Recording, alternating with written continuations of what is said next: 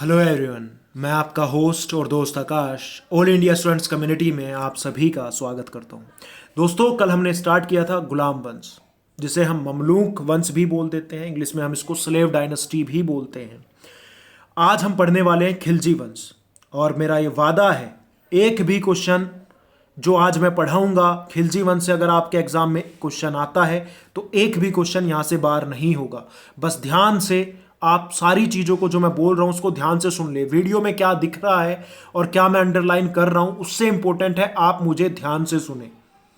आपके दिमाग में इस तरीके से मैं ये इतिहास सेट करके जाऊंगा कि किसी भी एग्जाम में आप गलत नहीं करने वाले हैं अगर खिलजी वंश से कोई क्वेश्चन आता है।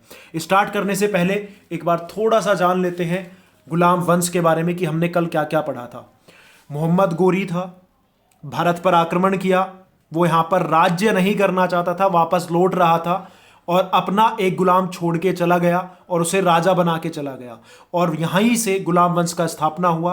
तो वो राजा था कुतुबुद्दीन ऐबक, जिसने अजमेर में 2.5 दिन का झोपड़ा बनवाया, दिल्ली में क्वात उल इस्लाम मस्जिद बनवाई, कुतुब मीनार का निर्माण शुरू कराया। बाद में राजा बना इल्तुतमिश, जिसने 40 लोगों का एक ग्रुप बनाया जिसमें बलबन भी था। इल्तुतमिश की औलादों में से कोई भी ढंग का नहीं हुआ।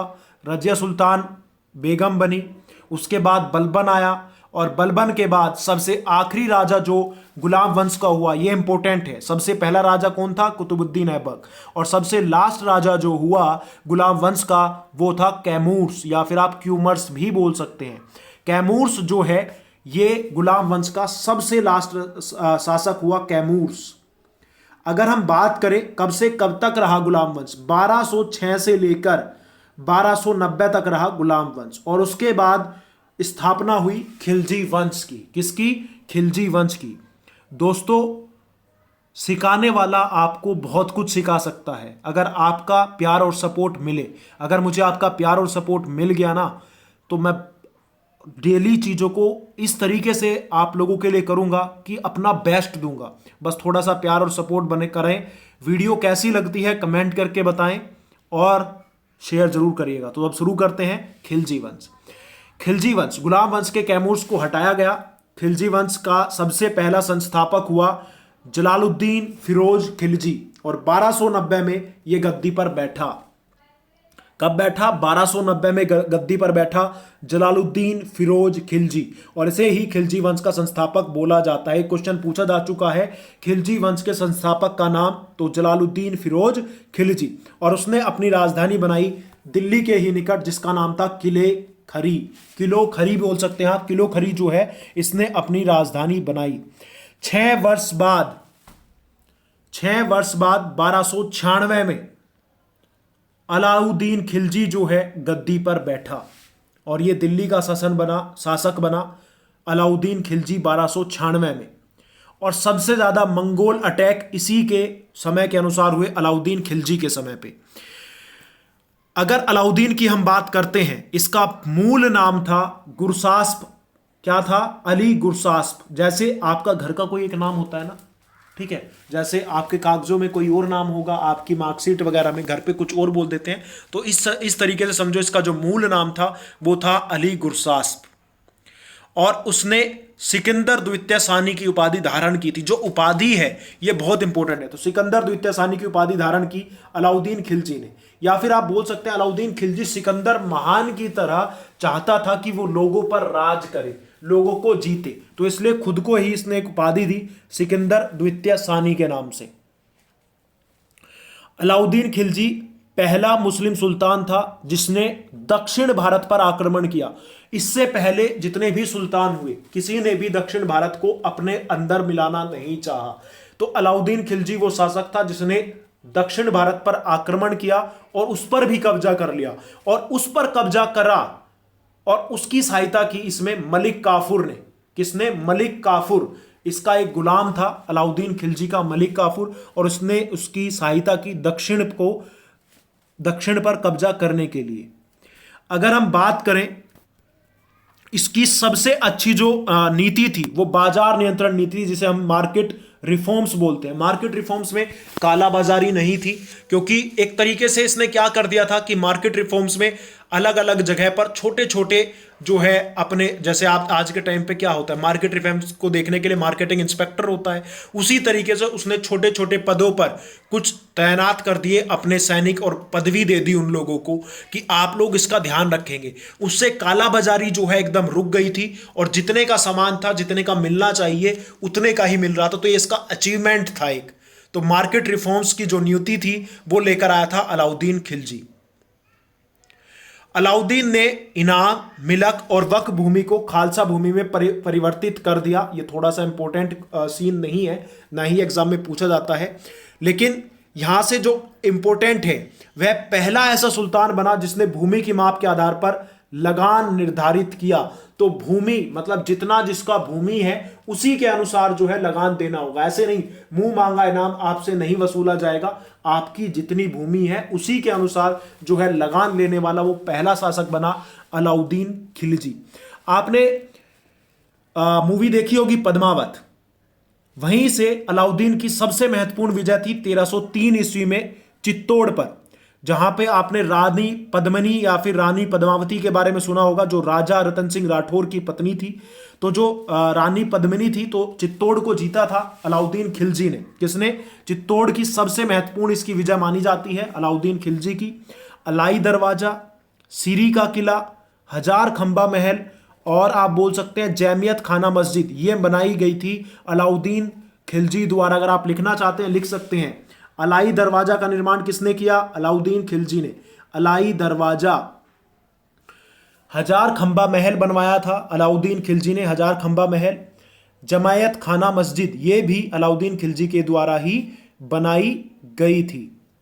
अगर हम और इंपॉर्टेंट चीजें देख लेते हैं इसके शासन की, वो थी अलाउद्दीन खिलजी ने सैनिकों को सीधी भर्ती तथा नगद वेतन देने की प्रथा की शुरुआत की। जैसे अभी डायरेक्ट रिक्रूटमेंट होता है, सीधी भर्ती होती है ना आर्मी में, तो उसी तरीके से अलाउद्दीन खिलजी ने सीधी भर्ती स्टार्ट की और नगद वेतन देने लगा। पहले, इससे पहले जो शासक होते थे वो नगद वेतन नहीं देते थे, किसी ने जमीन दे दिया, किसी ने कुछ दे दिया, लेकिन इसने यहां पर भी एक अच्छा काम किया कि जमीन अपने अंडर रखो और आप नगद में पैसे दो। तो नगद में पैसे देने वाला ये पहला शासक था जिसने अपने सैनिकों को नगद वेतन देने की शुरुआत की।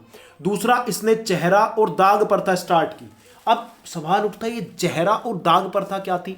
आज के टाइम पे आप लोगों के पास क्या है, आइडेंटिटी कार्ड होता है, तो उसी तरीके से लोगों को पहचानने के लिए हर एक के पास अपना चेहरा था, मतलब एक तरीके से अपना आइडेंटिटी कार्ड होता था कि जो लोग भर्ती हुए हैं, जैसे आज हमारे पास जो लोग भर्ती होते हैं उनके पास आइडेंटिटी कार्ड होता है कि ये आर्मी में है, ये बेशक में, उसकी पहचान होती थी। तो अलाउद्दीन खिलजी ने उस टाइम पे इसका शुरुआत कर दिया था, तो चेहरा की स्टार्ट की थी, मतलब एक तरीके से आइडेंटिटी कार्ड की शुरुआत कर दी थी अलाउद्दीन खिलजी ने। और घोड़ों के लिए भी, क्योंकि उस समय पे घुड़सेना भी होती थी, घुड़सवार होते थे, तो घोड़ों की पहचान करने के लिए भी ये घोड़ा हमारा है, हमारी सेना का, उसने दाग लगाना स्टार्ट किया। ठीक है, तो हर घोड़े पर एक निशान होता था जिससे पता लगता था कि ये घोड़ा ये है और उसका है। तो मतलब एक तरीके से इसने हर लोगों की, हर जानवरों का पहचान का सिस्टम बनाया था, जिसे बोला चेहरा और दाग प्रथा, जिसे बोला गया। ठीक है, कुछ इंपॉर्टेंट चीजें और हैं यहां से, जैसे यहां पर एक और शासक हुआ मुबारक शाह खिलजी। कौन हुआ? मुबारक शाह खिलजी, जो 1316 में गद्दी पर बैठा और 1320 तक रहा। ये लास्ट शासक भी आप इसको बोल सकते हैं, मुबारक शाह खिलजी। ये ऐसा मूर्ख राजा था, इसने स्वयं को ही खलीफा घोषित कर दिया। 1316 में मुबारक शाह खिलजी राजा बना और स्वयं को ही इसने खलीफा घोषित कर दिया। आपने सुना होगा खलीफा की पद्धति हमने किस में पढ़ा था, किसको मिली थी? इल्तुतमिश को खलीफा की पद्धति दी गई थी, है ना। तो मुबारक शाह खिलजी वो राजा था, उसने कहा हमें किसी की जरूरत नहीं है बे, हम खुद को खलीफा घोषित कर देते हैं। तो मुबारक शाह ने खलीफा को खुद ही घोषित कर दिया। और वो राजा था, थोड़ा मेंटल था, सनकी था। ये कभी भी अपने वस्त्र उतारकर या फिर स्त्रियों के भेष में जो है दरबार में दौड़ा करता था। मतलब कभी कभी तो ये नग्न ही बिल्कुल अपने सारे वस्त्र उतारकर दरबार में दौड़ने लगता था, कुछ भी करने लगता, मतलब थोड़ा हटेला था, सनकी राजा था, और कभी कभी स्त्रियों के कपड़े पहन लेता था। तो ये मुबारक शाह खिलजी था जिसने 1316 से 1320 तक शासन किया। और उसके बाद तुगलक वंश का जो है स्टार्ट हुई। तुगलक वंश के बारे में हम कल पढ़ेंगे। तो सबसे इंपॉर्टेंट चीजें जो यहां से खिलजी वंश से है कि इसके संस्थापक कौन थे। दूसरा, अलाउद्दीन खिलजी कब राजा बना। वो मंगोल आक्रमण सबसे ज़्यादा इसी के समय पे हुए। नगद वेतन दिया सेना को। आइडेंटिटी कार्ड मतलब हुलिया लिखने की जो प्रथा है, हुलिया और दाग, वो इसके समय पे। बाजार नियंत्रण प्रणाली इसके समय पे आई। और पद्मावती, जो आपने पद्मावत मूवी देखी होगी, वो इसी के समय पे थी। दक्षिण भारत पर इसने कंट्रोल किया। अलाई दरवाजा, सीरी का किला, हजार खंबा महल और जमियत खाना मस्जिद इसी ने निर्माण कराए थे। और वो स्वयं को सिकंदर महान के समान मानता था और इसीलिए उसने सिकंदर सानी की उपाधि खुद को दे दी थी। तो दोस्तों ये था खिलजी वंश। आई होप बहुत सारी चीजें आपको समझ आई होगी और क्लियर भी हुई होगी। मैं डिटेल्स में नहीं बता रहा हूं, मैं वे क्वेश्चंस आपको बताने की कोशिश कर रहा हूं जो एग्जाम में पूछे जाते हैं। ये वीडियो सबसे अनूठा हो सकता है, सबसे अलग। जितने भी क्वेश्चन अब खिलजी वंश से बन सकते हैं मैंने सारे डाल दिए। अगर अब आपके पास कोई भी प्रैक्टिस सेट हो या कोई भी बुक हो, एक बार जाओ। अगर आपके पास लुसेंट भी हो, एक बार अब पढ़ के देखो तो आपको लगेगा कि सर ने इस 10 मिनट की वीडियो के अंदर सब कुछ ही बता दिया है, 2 पेजों की कहानी 10 मिनट के अंदर।